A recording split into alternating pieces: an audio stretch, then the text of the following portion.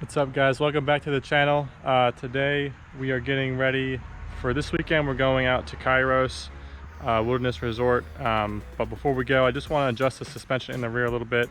It looked like, just from visual perception, it looked like it was just a little bit lower in the rear than it was in the front.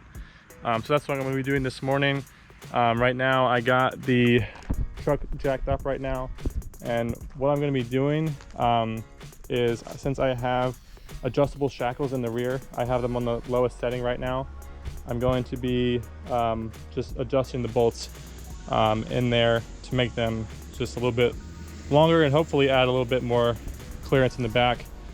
So what I'm going to be doing first is I'm going to take the wheels off both sides. I'm going to do this at both times, or do both sides at the same time, sorry.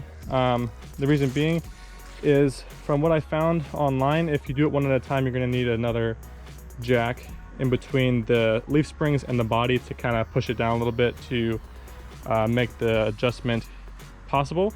But I heard that if you do both at the same time, then that shouldn't be an issue. So that's what we're going to be trying to do today. So let's jump right into it.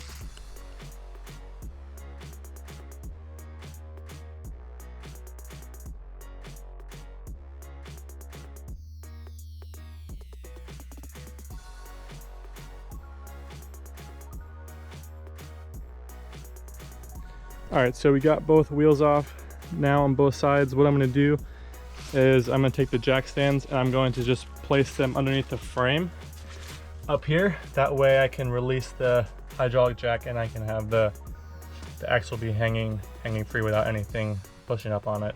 So that's what I'm going to do right now, and then we'll get into adjusting the shackles.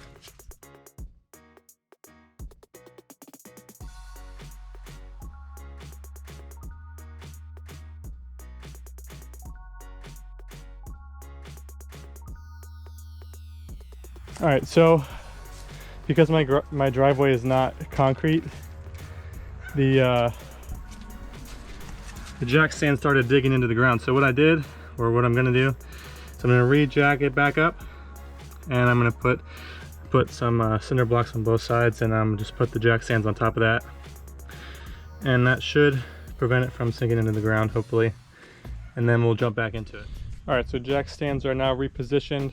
Now we can go ahead and tackle our adjustable shackle. So here is the shackle itself.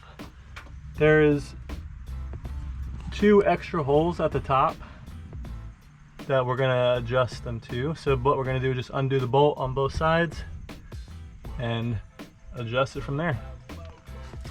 So what I'm thinking we're gonna have to do is perhaps remove these side pieces to get better access to it. Shouldn't be too difficult, just 2 little socket pieces and then some clips on the inside. So let's go ahead and do that.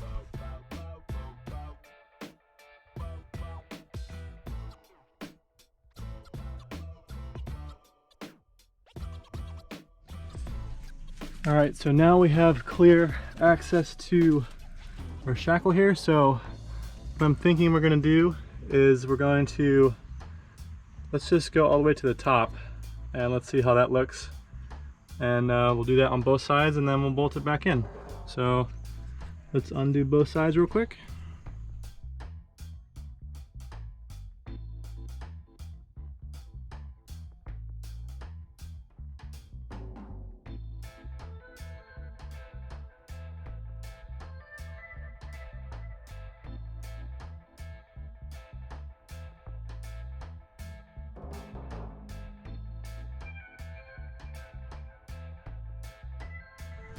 All right, so we got the first bolt removed here.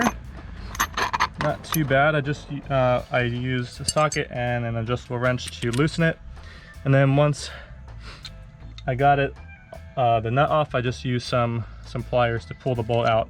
It does help if you have a jack where you can kind of adjust the pressure on your axle, so you can get it so that it's, free moving. And from here, what we'll do, we'll just see if we can lower it down and then put the bolt back in. And we'll aim for the top bolt here. We'll adjust it just a little bit. and then we'll do the other side.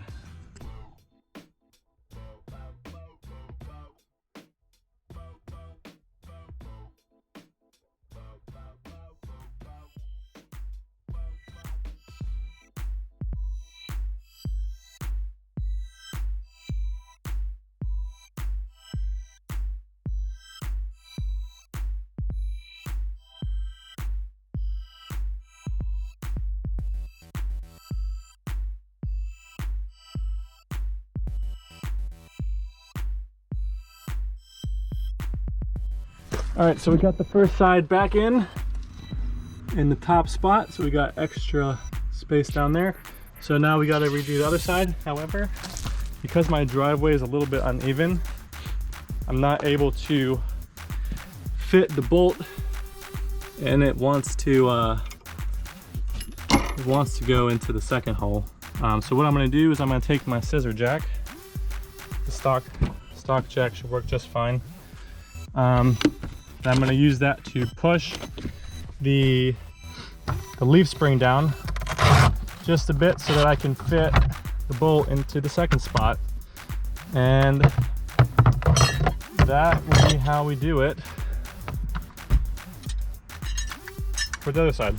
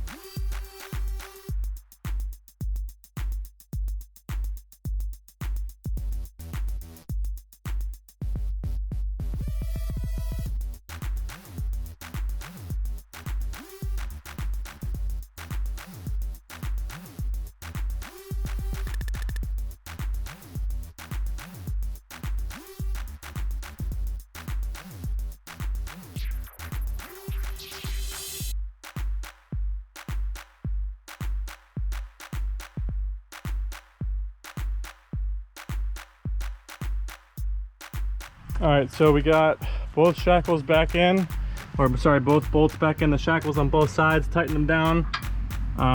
We raise it up. This is where it was originally in the lower hole. Now it's in the top hole. Hopefully that will give us a little bit more lift in the back. Now it's time to put the tires back on. So what I'm gonna do before I do that, I'll just go ahead and let's talk about the wheel spacers real quick. If you guys watched my install video on those, little update I did flagpole knob last weekend with these guys on, and they've done really well. I haven't had any issues with them. Definitely gives it a wider stance, definitely makes it feel less top heavy. You know, Xterras are a pretty narrow vehicle, so giving the extra 3 inches on both sides, actually it is quite noticeable in the way the body rolls and adjusts to turns and adjustments in trails and different things like that. So definitely loving the spacers so far. Yeah, I'll keep you guys updated on how they're doing, but so far so good. So let's go ahead and throw the tires back on.